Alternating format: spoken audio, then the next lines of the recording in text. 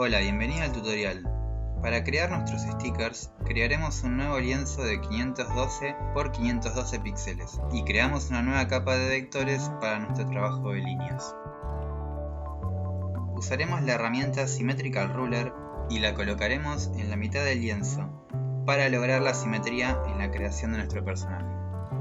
Con la herramienta G-Pen dibujaremos las líneas de nuestro personaje. Tómate tu tiempo para crearlo, yo solo realicé estos 3 ejemplos rápidos para este tutorial.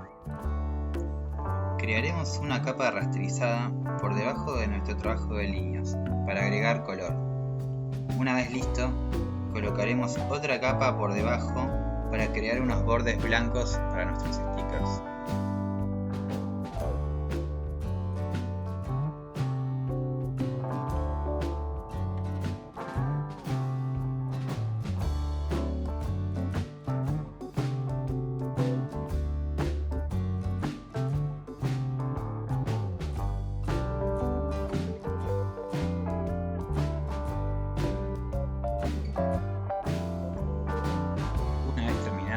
Nos dirigimos a Archivo, Exportar capa y elegimos el formato .png.